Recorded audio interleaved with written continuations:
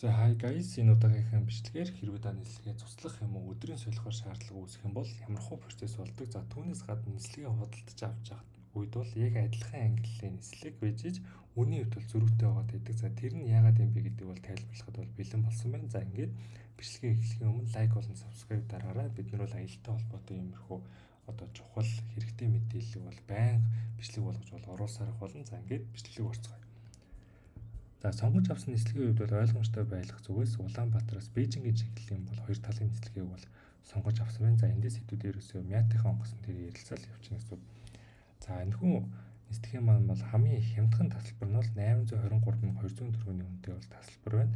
За 8 кг-ын гар ачаатай 1 пиес гэдэг нь 23 кг-ын 1 чинтамыг бол хэлж байгаа шүү.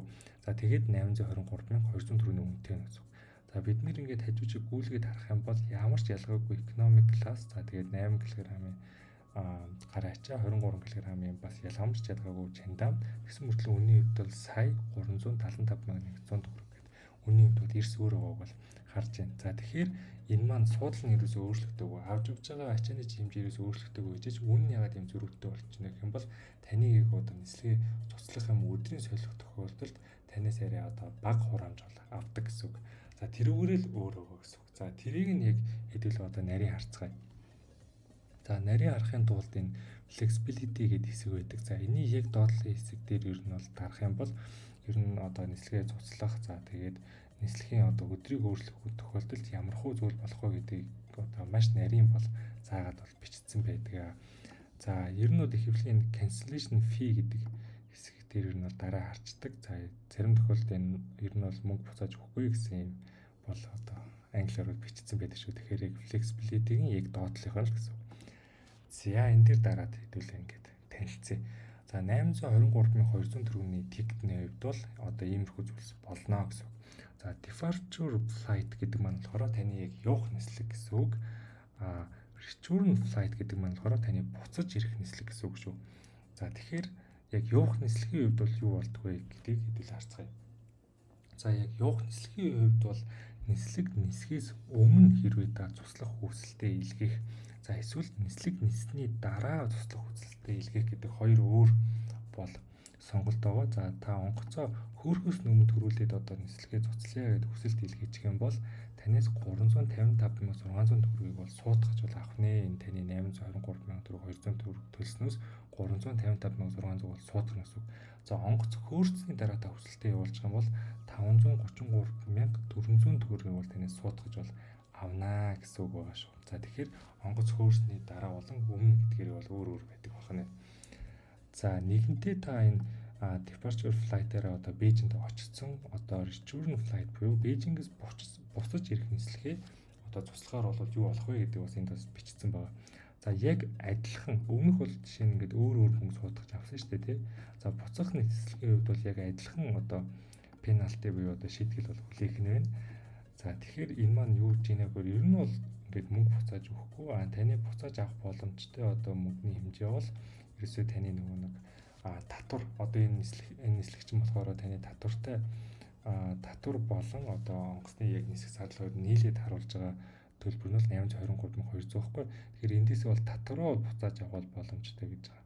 За maybe гэж бичсэн магадгүй боломжтой гэсэн үг. Тэгэхээр энэ ихэвчлэн нислэгүүдээс бол татвараа буцаагаад авчих боломжтой байсан. Би хувьд бол нэг татварыг бол буцааж авч бол үзчихсэн. За тэгэхээр татварын хэмжээгээ яаж мэдэх вэ гэдэг тэгэхээр асуудал үүснэ гэсэн үг шүү дээ тий. Тэгэхээр татварыг яаж мэддэг вэ гэхээр ерөөсөө үн дээр нь ингээд маусаа явуулчих юм бол энэ дээр ингээд шууд татварын хэмжээ нь харагддаг. Tax болон fees гэж байгаа эсвэл энэ 337,500 төгрөг гэсэн байгаа нь бол таны одоо татвар гэсэн үг. За тэгэхээр энэ мөнгийг бол буцааж авах боломжтой гэсэн үг. Гэхдээ энэ 337,500 төгрөг чинь болохоор хоёр талын нислэгийн чинь татвар бол хоёулаа орж байгаа гэсэн үг шүү дээ. Саяны тохиолдолд бол юу болж байгаа вэ гэх юм бол та аль хэзээний нөгөө нэг Бээжин лүгээ нисэх нислэгээр ниссэн. Тэгэхээр буцах нислэгийнхаа буюу одоо 823,000 төгрөг ер нь дундуур нь хуваагаад тэгээд татвар нь хэдэн төгрөг байсан бэ гэдэг тэр татварыг буцааж авах гэж байгаа. Тэрнээс яг 300,000 төгрөг бол ер нь орж ирэхгүй шүү. Тэр чинь хуваагдаад орж ирнэ гэсэн. За тийм ээ. Тэгээ яг хуваагдаад хэдэн төгрөг орж ирэх вэ гэдэг бодож байна. Энд яг нарийн бичээг байгаас тэр бол яг юм өөр аргаар бол бодогддог шүү. Яг дундуур нэг тэг дундуур нь бол хувааж бол орж ирдэггүй. Арай тэрнээс бага бол орж ирдэг шүү.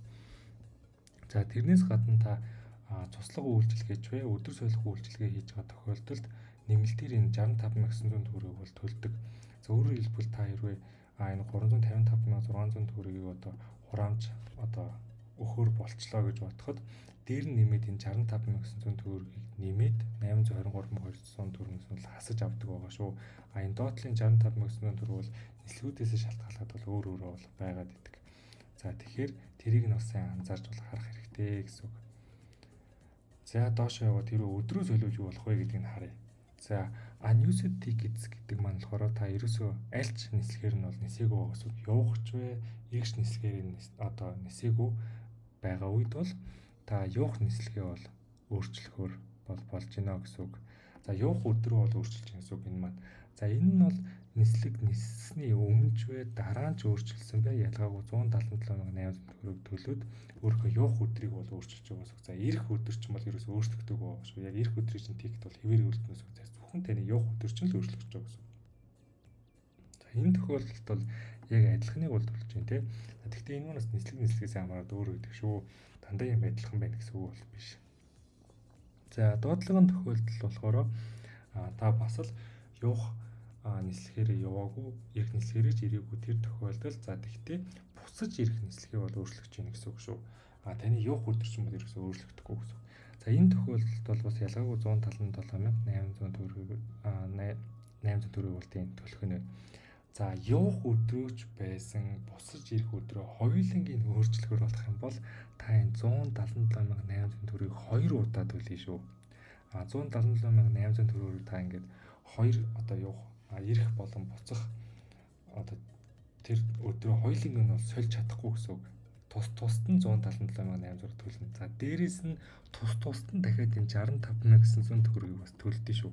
Энэ бол өөрчлөх болгонд нь бол авдаг. Та эхнийхээр явахыгаа одоо солилоо гэж бодоход 177,800 төгрөг дээр 65,900 нэмээд төлнө.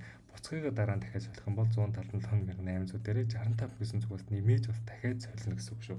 За тэгэхээр ер нь нэлийн бас алдагдaltaй өгөөд анзаарч байгаа бох тийм. За энэ дундаас нэг одоо ихэнх хүмүүс тохиолдож болох нэг эрсдэл байдаг. Тэр нь бол нэгэнтээ та одоо би чинь очсон байж байгаа буцаж байгаа нөгөө буцах онгоцноос хоцорч байгаа бол юу болдог вэ гэдэг нийтлэл харъя. За энэ бол departure ticket-тэй бол хэрэгэлсэн уу те нөгөө явах нислэгээ бол хэрэгэлсэн. За тэрний дараа буцах нислэгээ өөрчлөж байгаа тохиолдолд юу болох вэ гэдэг бол тохиолдол гэсэн үг. За тэр тохиолдолд бол онгоц хөөрсөн ч хөөрөөгүй ч вэ бас ялгаагүй 177,800 төгрөгөөр бол нислэгээ өөрчилж гэсэн үг. За энийг хэрэгжиж байгаа тохиолдолд та энэ 177,800 төгрөг дээр 65,900 төгрөг бол ялгаагүй бас нэмэн шүү. Нэмж бодогдно гэсэн үг шүү. За тэгэхээр ер нь бол тийм одоо яг энгийн буюу хамгийн хямдхан нислэгээр нисэж байгаа тохиолдолд ер нь нэг иймэрхүү бол зүйлүүд болдог гэсэн үг. За эндээс хэдүүлээ 355,600 533,400 төгрөг гэдэг ер нь нэг тогтоогоод аваарай. За тэгээд дараачийн онгоцны плед рүү орцгоё. За нөгөө нэг айхтар үнэтэй сая 375,100 төгрөгийн бол тасалбар ер нь яаж ажилтдаг вэ гэдэг нь одоо хэдүүлээ харна гэсэн үг. Ачааны хувьд юу ч нэмэгдээгүй, судалж ерөөсөө сайжраагүй, яг адилхан судалж сууж байгаа. Гэхдээ юугаараа өөр хийнэ гэдгийг нь одоо харцгаая. За эндээс харах юм бол departure flight нөгөө нэг хэдүүлээ явах одоо нислэг шүү дээ. Return flight буцаж ирэх бол нислэг. За тэгэхэд онгоц хөрөөгүй ахт нь хэдүүлээ нислэгээ цуслах юм бол 266,800 төгрөгийг бол одоо хураамжаар одоо өгнө гэсэн үг. За тэгээд төлсөн нөгөө сая 300 төгрөгнөөс асуулаад үлдсэн мөнгө аавна гэсэн үг. За онгоц чинь хөөрсөн байх юм бол 355,600 бол хураамжинд нь бол өгнэ. За тэгэхээр эндээс харах юм бол өмнөхтэй харьцуулахад та ингээ анзаарах юм бол хамаагүй хямдхан байгааг бол харж байгааз үүс нэг доошоо нэг дор хаяж нэг 150,000 төгрөгөөр ер нь ороод ирж байгаа шүү дээ. За тэгэхээр энүүгээр өөр болоод ингээд өмнө өөр болоод байгаа гэсэн. За тэрнээс гадна энд бас нэг зүйлийг анхаарах хэрэгтэй. Та нэгэнтээ Бээжинд очсон буцах тикетээ бол цуслахж байгаа тохиолдолд бол эндээс 266,800 төгрөгийг ерөөсөө суудахад үлдсэн мөнгөөс авчихна гэсэн үг. За тэр үлдсэн мөнгө чинь мэдээс та явах нислэгээр ниссэн юм чинь тэр нь хасагдаад үлдсэнгээс нь 266,800 суудахад үлдсэнгийн та аавна гэсэн үг. За тэгэхээр эндээс харах юм бол өмнөх нислэг бол зөвхөн нөгөө нэг татвараа авч ирсэн шүү дээ тий. Бусдыг нь бол авч чадахгүйсэн. За энэ дээр бол ингээд мөнгө суудахад үлдсэн мөнгөний бол авчдаг байгаа даа. За тэгэхээр энүүгээр бол ийм ялгаатай бол байдаг байгаа шүү энэ нислэгүүд маань. За тэгэхээр энэ удаагийн бичлэгээр бол энийг та бүхэн тайлбарлахыг хүслээ. Хүмүүс нөгөө нэг нислэгээс хоцорчлоо, эсвэл ингэжлээ тэгчлээ гэд яаж буцааж мөнгө авах уу, яах вэ гэдэг асуудлууд бас фэйсбүүкээр харагдаад идэг. За одоо энэ дээр бас өдөр солих гээд ирэхээр ингээд өөр үнийн дүнтэй болцох байгааг нь та анзарч байгаа. Тэгэхээр бүгд бол хоорондоо л адилхан байдгүй шүү. Нислэгээсээ тухайн нислэг хэдэн төгрөгийн үнэтэй уусаа шалтгаалаад өөр байдаг гэсэн үг шүү. 65,900 төгрөг ч гэсэн юм бол өөрчлөгдөж болдог байгаа шүү. Тэгэхээр ер нь бүгдийн нарийн сайн харж явах бол хэрэгтэй. За Tripsy.com-ын судалтай бол хийж байгаа дахиад нэг анхааруулах юм нэг ийм юм байдаг шүү. За 824,900 төгрөгийн үнэтэй энэ бас 824,900 төгрөгийн үнэтэй бас хоёулаа адилхан economic class одоо чандам одоо ачааны явж гэсэн яг адилхан. Тэгсэн мөртлөө энд нь cancellation fee free, change fee free те энэ хүндийг ойлголт өгдөг юу ямар ойлголт өгдөг вэ гэхээр одоо нислэгээ цуцлах одоо хураамж нь бол free буюу үнэгүй те одоо нислэгээ өөрчлөхөд үнэгүй гэдэг ийм ойлголт бол өгчдөг. Энэ бол ерөөсөө шууд тэгж бол ойлгож болохгүй. Энийг хэрвээ ингээд та харах юм бол энд юу болох вэ гэх юм бол нислэгийн компани юм уу одоо тухайн нисгэж байгаа нислэгч чинь ямар нэгэн асуудал үүссэн тохиолдолд мөнгө чинь буцааж тэр чигээр нь олгоно л гэж байгаа. Энэ бол танаас үүссэн асуудал биш одоо нислэгийн компани ч юм уу эсвэл онгоцны одоо буудлын асуудал үүссэн үед бол мөнгө чинь буцааж олгоно гэж байгаа. Одоо юу байхгүй юу? Тийм заалт гэсэн үг.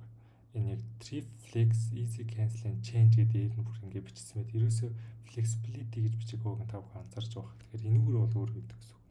За энэ нислэгээр явж байхад бас нислэгийн компаниас юм асуудал үүсэж ч юм уу нислэгийн одоо буудлын дээр тий асуудал үүсэх юм бол энд ялгаагүй бүхэнгөө буцаагаад авдаг шүү. Ер нь бол тий энэ хоёр бол эртний хоорондын ялгаа байхгүй. Энэ cancellation free гэж бичсэнгийн та хэд одоо жишээ нь энэ цаг 375,000 тикеттэй адилхан одоо тийм юм одоо авч болох юм байна гэж бол ойлгож юусоо болохгүй гэсэн. Одоо энэ дээр чинь cancellation fee дээр нь дараа л хэдүүл харах юм ямар ч ялгаагүй нөгөө нэг 355,600 суудгаад авна 533,400 суудаж авна тэр байтугай 65,900 төгрөгөж гэсэн авна. Тэгээд буцах нислэгийн хувьд бол тий зөвхөн таксаа буцааж авах боломжтой гэдэг одоо яг энтэй адилхан байгааг бол харж байгаа. Тэгэхээр энэ хоёр ер нь бол яг адилхан тикет гэсэн үг. Эндээс нь болоод та одоо жишээ нь ийм тикет авчлаа гэж ер нь андуурж бол болохгүй гэсэн үг шүү. За тэгээд энэ удаагийн бичлэг маань бол дуусж байна. Энэ бол нэлээд хэрэгтэй та бүхэнд хэрэгтэй мэдээлэл байсан гэж бол бодож байна. За тэгээд дараагийн бичлэгээр уулзцгаая. Лайк болон subscribe дараарай guys. За bye guys.